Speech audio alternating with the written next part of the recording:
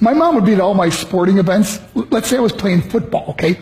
My mother would be on the sidelines, and if the play on the field started going one way, my mother would run along like, Mark, get him, get him! I'd be like, oh my gosh.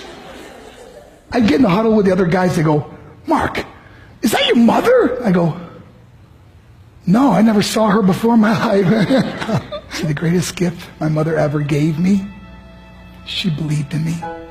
I have overdosed on drugs on 3 occasions where I should have been dead. But I believe I was kept here for a reason. You show me your friends, I will show you your future. How do I know this?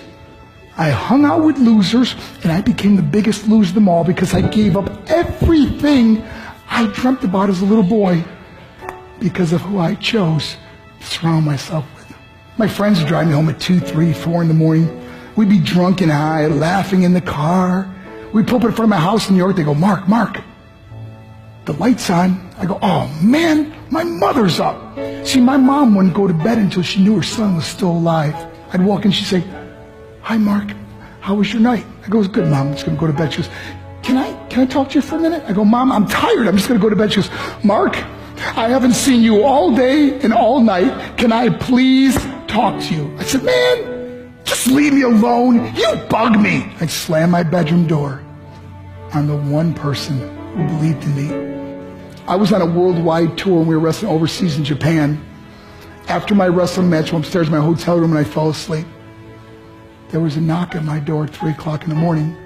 I got out of bed, I looked through the safety window and I could see it was a Japanese promoter.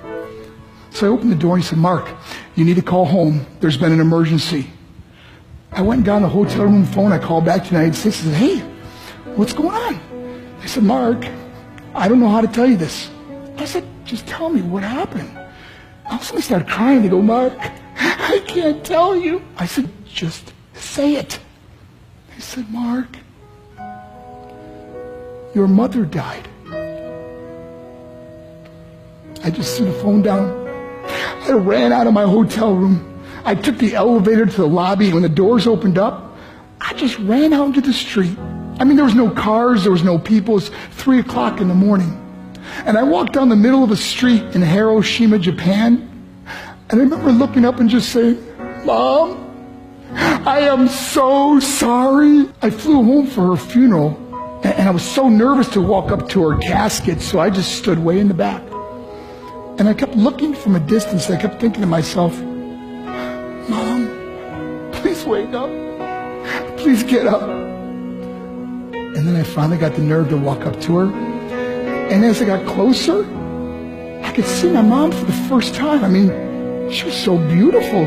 She was dressed in white. I mean, she looked like an angel. And I just stood over her and I said, Mom, you are my hero.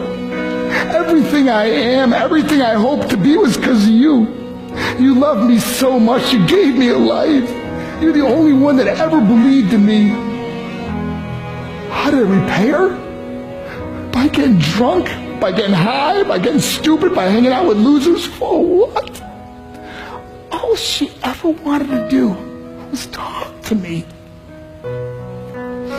I wish I could talk to you now, Mom. I wish you could see what I'm doing. Why couldn't I have been a better son? We are defined by our choices.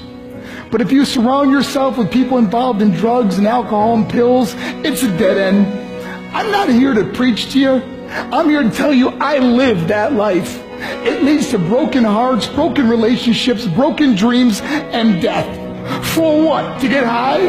If you have a mother or a father, when you go home, tell them how much you love them.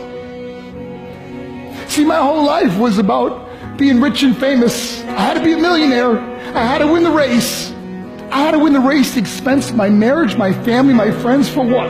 To be all alone in the world? I learned what is truly important, and that is how precious this gift of life is, and our families, and how quickly it can be taken away.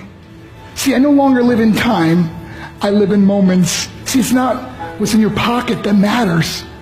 It's what's in your heart that truly matters.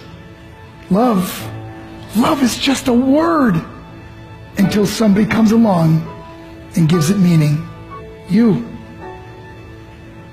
the meaning.